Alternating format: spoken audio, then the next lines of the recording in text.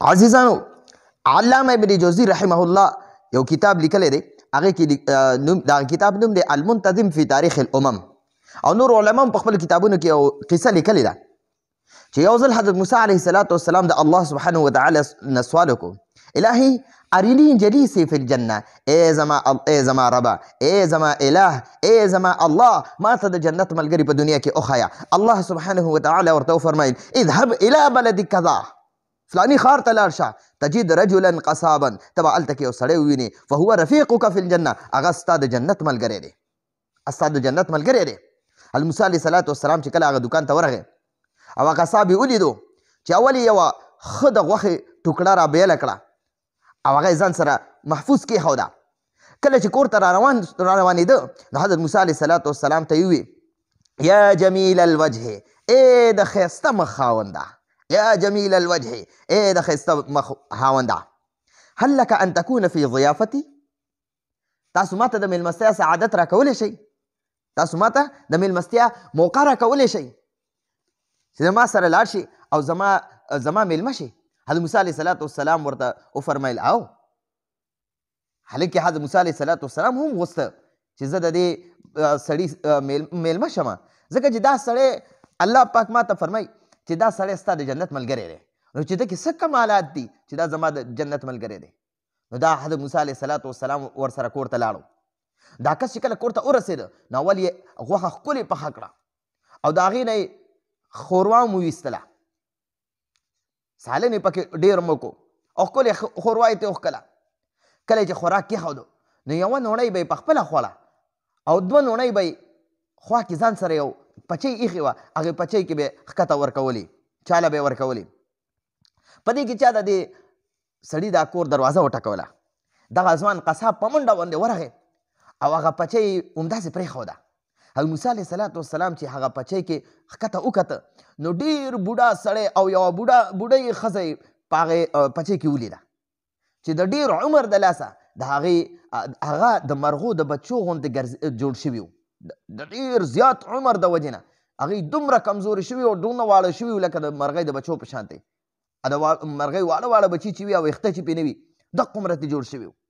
او کله چې د دواړو حضرت موسی علیه السلام ولیده نو دواړو وخندل او بیا یې د حضرت موسی علیه السلام د رسالت ګویي ورکړه او دواړه وفات شو.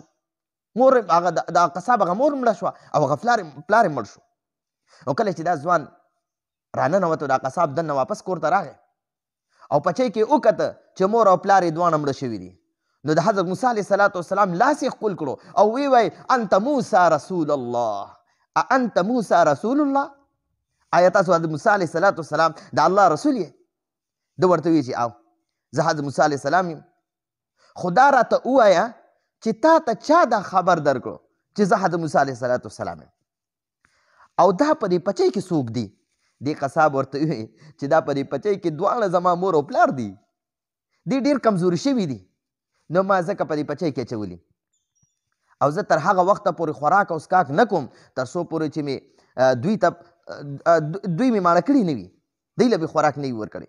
او دوی دواړه د الله جل جلاله نه دا سوال کولو، دې دواړو به د الله د مور او پلار به مې د الله جل جلاله نه دا سوال کولو چې یا الله مونږ ته تر هغه وخته پورې مرګ مه راوله تر څو پورې چې مونږ حضرت موسی علیه السلام نه وي لیدلی. عزیزانو، وایي کله چې ما ولیده چې اوس دی دواړه وفات شوي، دا قصاب وایي کله چې ما ولیده چې مور او پلار مې دواړه وفات شوي نو ما ته پته ولګېده چې ته حضرت موسی علیه السلام یې. نو ځکه د دې دواړو سوال قبول شو او تاسو سره یې ملاقات هم وشو. نو حضرت موسی علیه السلام ته تپوس وکړو چې یاره ما ستا دا مور ولیده، رأیت امک تحرک شفتیها، ما ستا مور ولیده چې خپلې شونډې خوځولې. نو دا یې څه ویل؟ ده ورته وویل چې کله به ما د دې خدمت کولو، د دې مور او پلار خدمت به مې کولو نو دوی له به مې چې کله خوراک ورکولو نو ما ته به دې مور دا دعا کوله: اللهم اجعله جلیس موسی فی الجنه، اللهم اجعله جلیس موسی فی الجنه، الله زمونږ دا بچی په جنت کې د حضرت موسی علیه السلام ملګری کې. عزیزانو، حضرت موسی علیه السلام دې ځوان ته وویل، موسی علیه السلام دې قصاب ته وویل: ابشر بذلک ابشر بذلک. ته په دې باندې زیری قبول کا چې الله جل جلاله ستا د مور دعا قبول کړه او ما ته دا خبر را کړی چې ته به په جنت کې زما ملګری. نو الله جل جلاله نه وایي ما سوال کړی چې یا الله ما ته په جنت کې زما ملګری وښایه. موسی علیه السلام وایي ما د الله پاک نه سوال کړی چې الهي ارینی جلیسی فی الجنه، یا الله ما ته زما د جنت رفیق زما د جنت ملګری وښایه. نو هغه ته سړی تا ته خوشخبري ده چې هغه ته سړی. نو عزیزانو د مور پلار په خدمت باندې الله سبحانه وتعالی یو قصاب چې هغه د موسی علیه السلام ملګری کو. نو عزیزانو موږ لم پکار دی مور او پلار د الله سبحانه وتعالی ډېر لوی نعمت دی. دا په دنیا کې یو ځل ملاویږي.